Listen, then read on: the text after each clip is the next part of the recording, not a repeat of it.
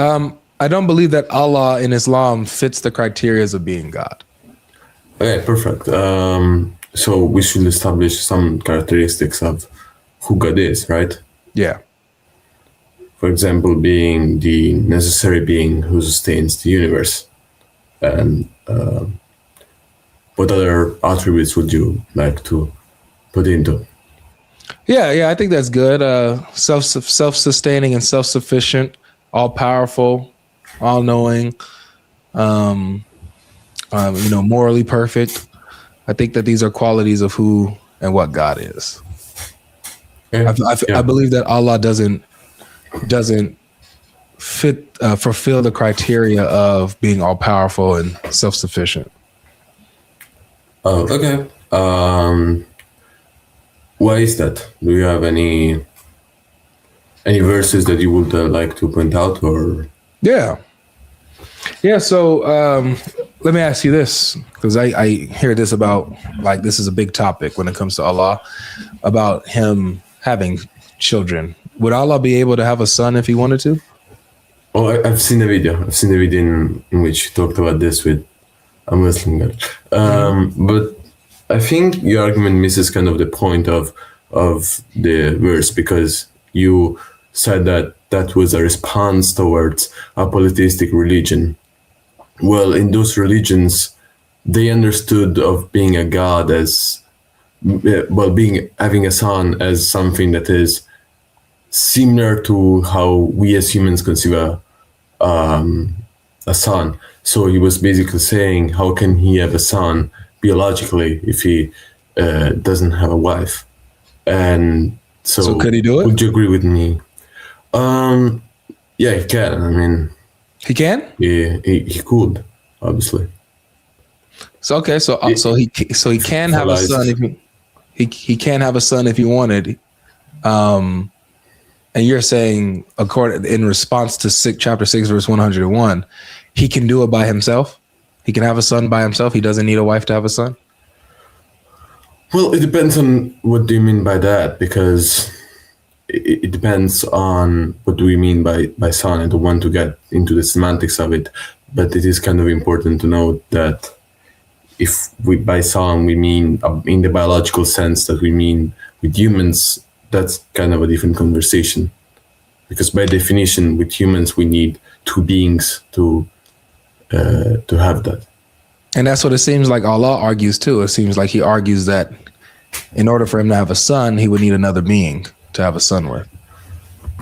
Well, not necessarily, because, well, I guess you can point out to the fact that in the Quran, there is the one of saying that he neither begets nor is born.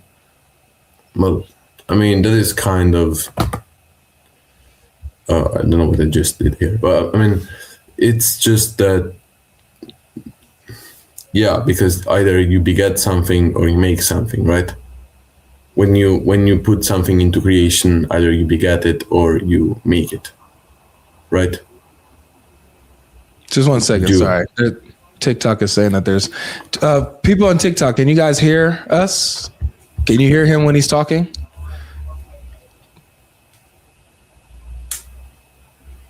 So there's a lag. It's fine. Okay, we're good. Are you fine? Yeah, we're all good.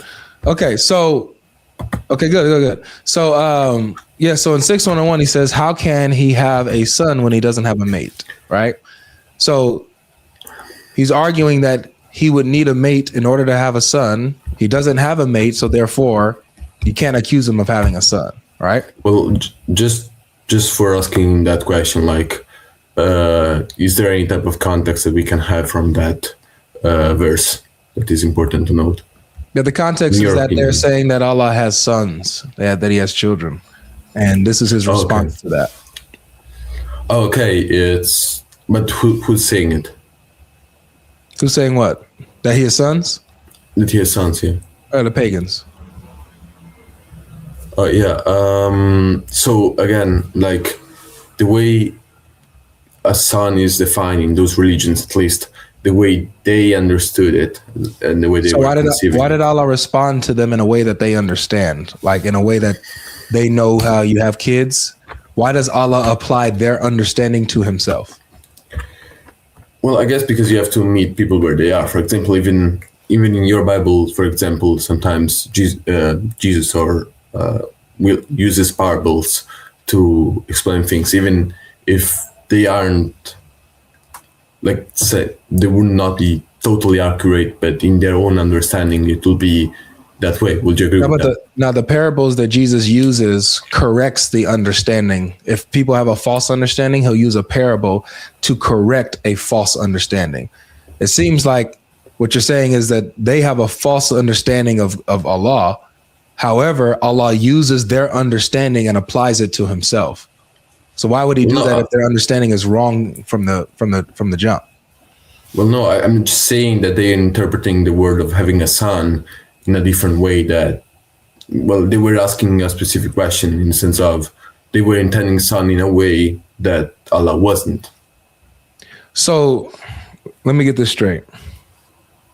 They say that Allah has children. His response is, how can I have children? How can I have a son when I don't have a mate?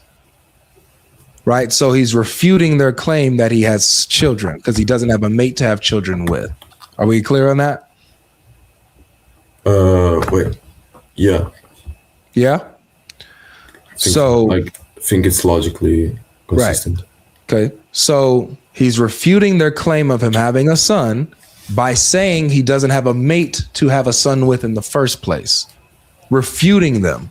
So they need to stop saying he has children because he doesn't have anybody to have children with. So if that's not the correct understanding, why would Allah use that to refute their claim that he has a son if their understanding of how he has sons in the first place is just wrong already? Well, I just have 4 words, which is, I do not know. Like, honestly. So it wouldn't make sense that he's just speaking in a way that they understand to help them or whatever, because that would bring more confusion, because that doesn't like, imagine if that doesn't pertain to Allah, having a mate to have kids, if that doesn't pertain to Allah, then that refutation is pointless. They can still say that he has children without a mate then, but he uses that to refute them. So it's showing that this actually does go for Allah, and he can't have a son unless he has another being to have a son with. Well, I guess, so basically the argument is that they're making the objection, but the objection, well, yeah, maybe the objection is just not valid because the understanding of who Allah is, yeah, because there is the verse that says that he does not beget. I wonder if that already implies the fact that he's not all powerful, because it would mean he's not all powerful because he's saying that in order to do something, he would need another being. He can't self-sufficiently provide a son. He would need help to provide a son. Well, so we just to know, we rest on the Quran only, right? In this debate. Yeah. But I will just say that, like, in the definition who Allah is, say, he is Allah, who is one, Allah, the eternal refugee. He neither begets nor is born, nor is there to him any equivalent. So I think that at least in Muhammad's understanding, he's saying that he does not beget because it is something that applies only to creation. But it doesn't seem like that, because he applies something to creation to himself, needing a mate to have a son. Just like creation needs a mate to have a son, Allah also needs a mate to have a son. Right. So he's not all powerful.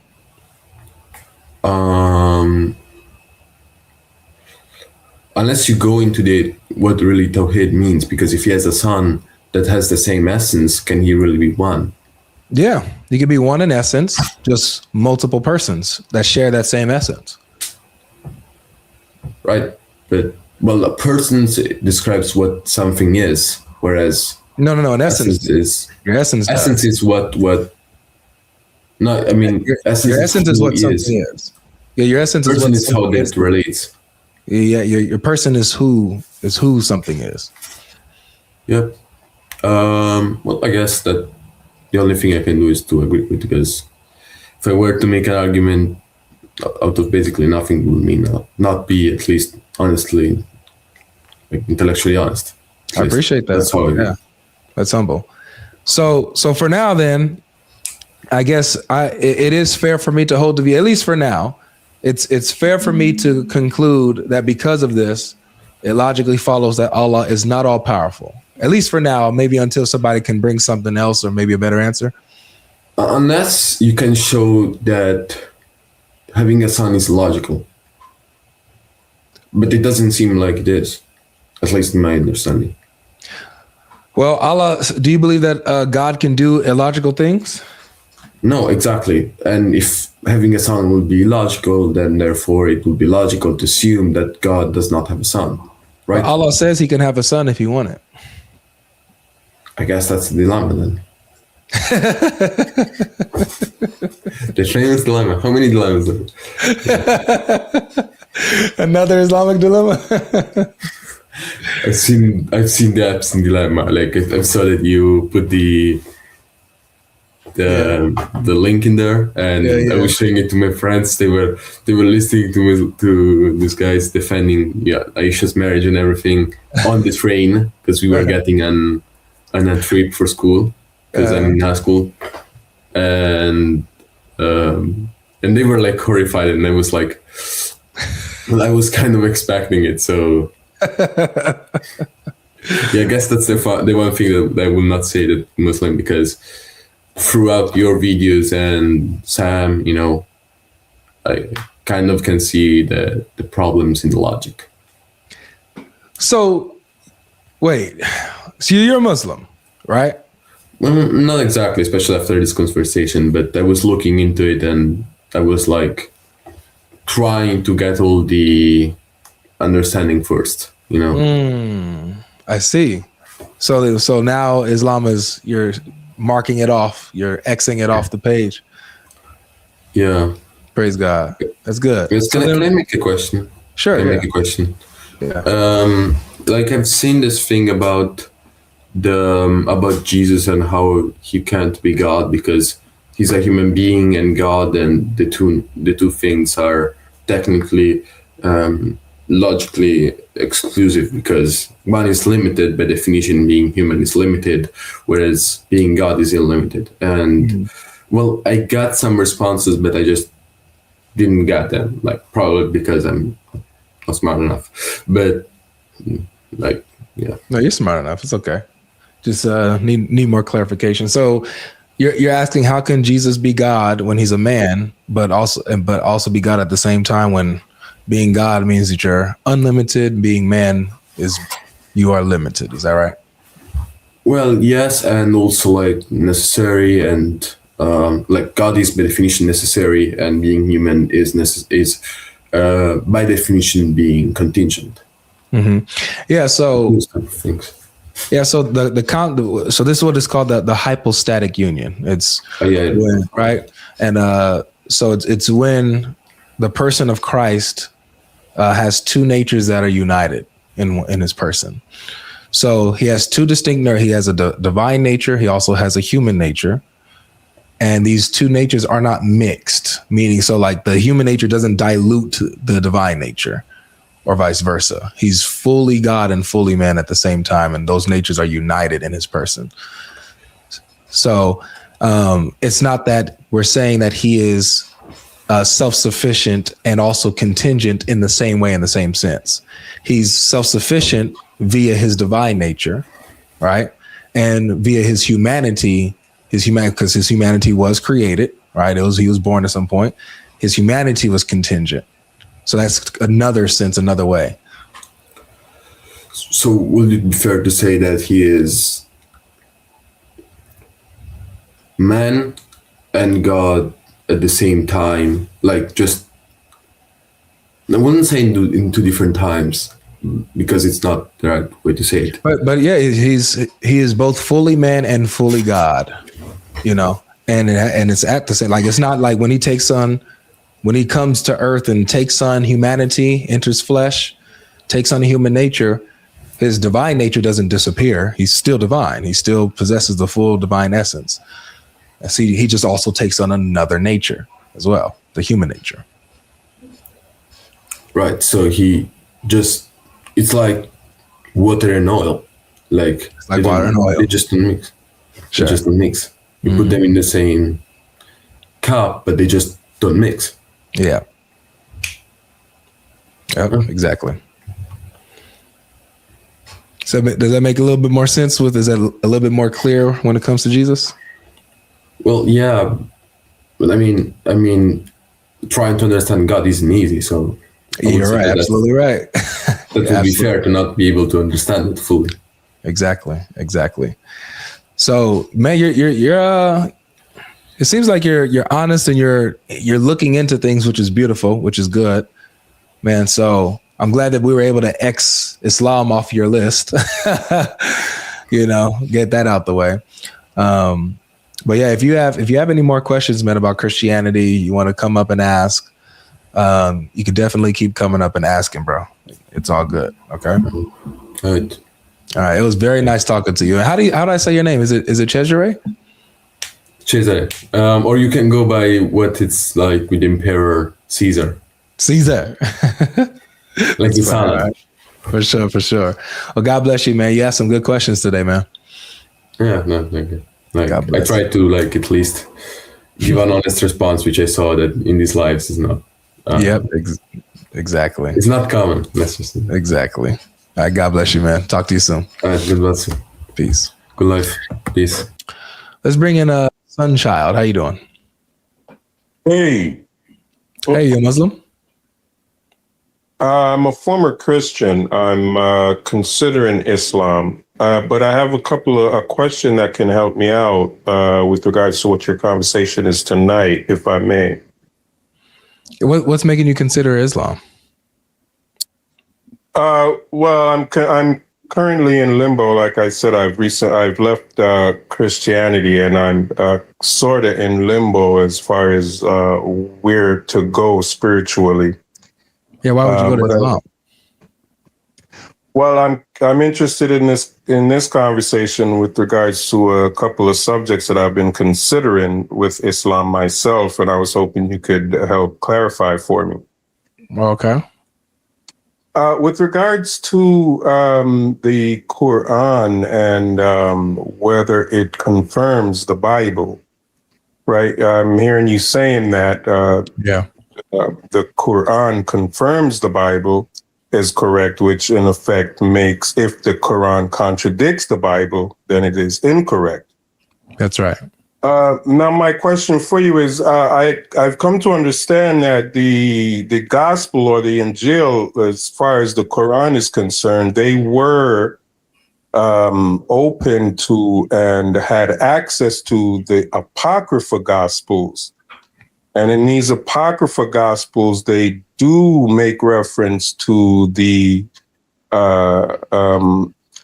Jesus not being crucified, but making it appear as such. I believe it's the Gospel of Thomas. The Gospel of Thomas came way after Muhammad. Okay, and there's the Gospel of the Ebionites. I appreciate that, and I'll have to look for further into that. The Gospel of the Ebionites, with respect to Jesus not being the Son of God. There are also. Wait, hold on. Where is this Gospel of the Ebionites? Well, it's. I'm hoping you can shed light on it, as the research that I've done. Not great research, but I understand that there's a Gospel of the Ebionites, which is early Jewish / Christianity. I believe that Jesus was not the Son of God. There's no Gospel of the Ebionites. That does not exist? No. Let's see. How about, and you're saying the Gospel of Thomas comes after the 6th and 7th century? Yep.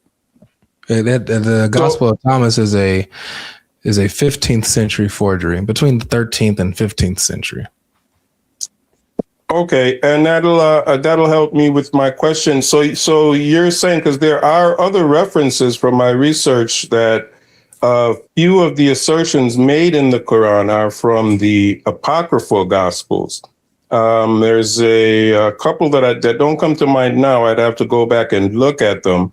But my question is, when the Quran says that it affirms or confirms what came before it, and you say Gospel of Barnabas, Gospel of Barnabas. Sorry, man, I'm tired. What do you mean, Gospel of Barnabas? What are you saying? So the Gospel of Barnabas is what you're referring to. That has it appearing that Jesus was crucified. That's the Gospel of Barnabas, which is a 13th to 15th century forgery. Okay, it came up for me on Google search as the Gospel of Thomas. So I understand that that's not really in-depth research, and I appreciate that. The Gospel of Barnabas, this is what says that Jesus was not crucified. Yeah, that's the one that says made to appear. Placed. Yeah. And as far as you know, are there any apocryphal gospels? You said the Ebionite one does not count. Are there any apocryphal gospels that say Jesus is not the Son of God? Early second or third century gospels? Not that I know of. Yeah, from my search, it gave me the Gospel of the Ebionites, but you're in contention with that, and I'd appreciate it, which just means I have to look into it further. But I think the question bears asking anyway. I understand that in the Arabian or Middle Eastern world that these apocryphal scriptures were widespread during the 6th, 7th, 8th centuries.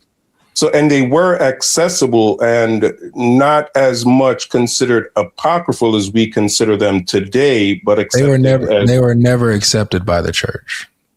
Well, not by the church per se, but in the Arabian world, with what we would consider what kind of church would we consider that?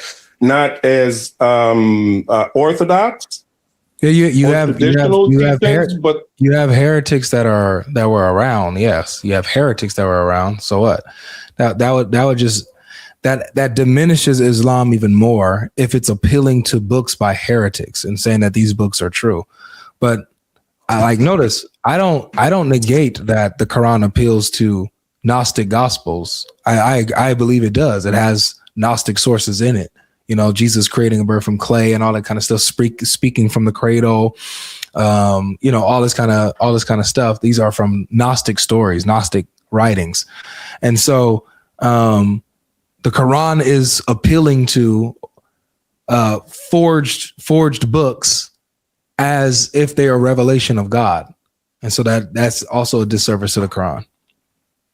I understand. And the question becomes, are they accepting what a lot of people consider apocryphal books as perhaps just dismissed or outright considered heretic by a certain group, but others may consider... They're straight up forgeries. Thomas didn't write none of that. Mary Magdalene didn't write anything. Peter didn't write what they're saying he wrote, Thomas and yada yada, and then obviously the last one, Barnabas. They're slapping these names on these documents to give them credibility, and the church saw right through that. Understood. And the question remains: when we say that the Quran says it confirms the gospel, how do you know specifically that it is indeed the 66 books that you are referring to and not necessarily any of these apocryphal books that you would consider heretic, in that they may not have considered heretic, or the writer of the Quran may not have considered heretic? Yeah, I'm not negating that the Quran affirms the heretical Gnostic gospels as well. I'm saying I would hold the position that the Quran doesn't know which is actually the true gospel and encompasses all of them as the Injil, as the gospel, because it pulls from all of them. It pulls from the Gnostic sources. It pulls from Matthew, Mark, Luke, and John, right? And even when you go into the early sources of Islam, when you go into the Life of Muhammad by Ibn Ashaq, in that book, in Muhammad's biography, it says that John wrote the gospel of Jesus, right? And then it even quotes from it or tries to paraphrase the Paraclete verses when Jesus talks about the comforter coming after him, and they try to apply that to Muhammad. So even in early Islam, it acknowledged the New Testament that we have as the gospel that Jesus was going around preaching and that his apostles wrote. And the Quran also very clearly pulls from the Gnostic gospels as well. So when you say it confirms the gospel, the New Testament that we have, as in what are those? I know there's 66 books in the Bible. How many of those are in the New Testament? And how do you know specifically that it's 27? So you're saying when it's referring to the gospel, it's referring to these 27 books specifically and nothing that is considered currently apocryphal? I think that it's referring to the New Testament and it's referring to the Gnostic sources. I think it's doing both, not either. So the Quran only contradicts the New Testament in so much as the apocryphal gospels contradict the New Testament, those 27 books. Yeah. And then the Quran also contradicts some of the Apocrypha or the Gnostic Gospels as well, but in certain places. But yeah. Right. But in these places where it teaches that Jesus is not the Son of God, was not crucified, those ones you mentioned about speaking out of the womb, and there's another one that you mentioned are from the Apocrypha. Right? So when the Quran says it's confirming the Gospels, is it fair to say when the Quran says it's confirming the Gospels, it's meaning more than the 27 books you're referring to, but there are things outside of the Gospel that the Quran or the writers of the Quran may have accepted as Gospel or Injil that you don't? I feel like you're not listening to me. I'm sorry. It's okay. I need you to. That's okay. What am I missing, brother? I apologize. I do get that a lot. So just listen carefully to what I'm saying, okay? Yeah. So as I said prior, I believe that the Quran is not just referring to the New Testament, but is also referring to and clinging to the Gnostic sources as well. I don't think it's either or, it's both and. Okay.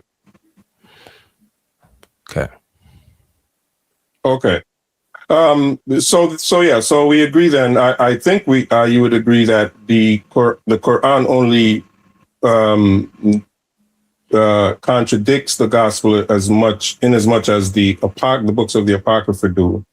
And I think he said that it can also contradict the Apocrypha. No, not just in the ways that the Gnostic gospels do, but in the Quran in its own unique way, because you don't see in the Gnostics denying the deity of Christ. They affirm the deity of Christ. They deny his humanity. The Quran is saying that Jesus wasn't divine. He was only a human, nothing but a messenger. See, so like the Gnostics, they had a belief, and you can see this in their books. They had a very mystical, secret kind of knowledge belief that everything in the material world, anything in the physical world was evil, but it was the spiritual that was good. So they didn't believe that Jesus truly took on human flesh, like humanity, a human nature. Okay, so they denied his humanity. The Quran affirms his humanity, but denies his divinity. So. Okay. So there are things that the Quran agrees with the Apocrypha and others that it disagrees. Mm-hmm. Perhaps in the same way with the New Testament, there may be things it agrees with and disagrees. Exactly. Okay. Well, from that perspective, I suppose I can see the argument from the Quran's or the believers in the Quran's perspective that they may have a more correct compilation of the scriptures than what we have as far as the truth is concerned. Is that fair? Based on their perspective of what is true from those books that we consider apocrypha and what is compiled from Paul and just the one rest second, of the really books. quick. Who are you saying? Who are you saying specifically has the truth? Well, I'm not saying anyone does. I'm just asking the question of from the perspective of the those who believe that the Quran is true. It could be that they're saying that based on the Quran, their understanding of what they have taken from both the Apocrypha and the New Testament as true, they're saying this is what's left out, and this is what is true, and that's what they're considering the Injil, the gospel. So their gospel may include those apocryphal teachings that your gospel doesn't. Well, that would be wrong, because even the Quran and the Hadith point to Muhammad's relations and his companions' relations with the Ethiopian Christians, and the Islamic sources call the Ethiopians the people of the book. It calls them believers, and they have what I have, and they reject all the Gnostic sources, all the Gnostic writings. They reject all of that. They had Matthew, Mark, Luke, and John, the writings of Paul, right? So you can look into what is called the Garima Gospels, Garima, the Garima Gospels. Those are the New Testament, the Ethiopian New Testament manuscripts that existed before Muhammad's time. And so when Muhammad is around and his companions are around, they're having conversations and engagements with the Ethiopian Christians, visiting their churches and stuff like that, and calling them believers. Okay. So you're saying that they only considered these Ethiopians the true believers? What about the Gnostic writings that were around in their time and they had access to as well? I'm not saying that they only said that they were the Christians. I'm not saying that they considered them only to be the Christians. I'm saying that they were identified as Christians by the Muslims. They were a group that were identified as the believers. So that would mean that what the Ethiopians had, i.e. Matthew, Mark, Luke, and John, was identified as the Injil, which is what we have in the Islamic sources identifying it. Okay, but being that the Ethiopians would not have had the idea of Jesus not being the Son, not have being crucified, and not being a part of their so-called Injil, then that means that the Quranic writers would have considered what was outside of the Ethiopian teachings as a part of the Injil. Even though the Ethiopians didn't teach that, they considered them a part of the Christian community, but they did not limit the Christian community to the Ethiopian teachings. Right. They did not limit it to the Ethiopian teachings. Right. So they would have included. That's what creates, really quick, Sunshine. That's what creates this big mess, is that you have the Christian community identified by the Muslims as a mixed group of, you got the Orthodox Christians, and then you have the heretics and Gnostics. So this is the problem not your Quran, but this is the problem the Quran creates. The Quran creates this issue because it's appealing to both Gnostic sources that are clear forgeries, historic forgeries, and actual Christians, or the Orthodox Christians, the Ethiopians. So the Quran, it's amazing. The author of the Quran didn't know which was which, man. It didn't know which was which is why you see the mistakes that the Quran makes. So in that it did not know which is which, it is not fair to limit the Quran when it says it confirms the gospel of the Injil. It's not fair to limit it to the 27 books of the New Testament or the 66 of the Bible. Because like you said, they didn't know which was which. So it's not fair to really limit them to that, right? Brother. I already said that. How are you not following? I already said that. No, perhaps I'm just restating that. But I think I do understand. Okay. So yeah, so the problem is still there. The problem is actually it gets worse if we're acknowledging the Gnostic texts. It gets worse, including that. So I understand, brother. Well, that's all I got. Yeah, I'd like to. I would have liked to consider the name Jesus. You had mentioned Jesus as a name, and you mentioned someone else who had discussed it. But I had also his name is Inspiring Philosophy. Is the name Jesus fake? Is Jesus not simply in the English translation Joshua? It can be that, I think. Well, that's Yahshua, right? So I'm not sure why there's a transliteration of his name from the Greek to the Latin to the English. So it's a whole little. Just check out Inspiring Philosophy. He breaks it down. Okay, will do. All right, take care, man. All right, brother GodLogic. Thank you, brother. It's been an honor. Thank you. God bless.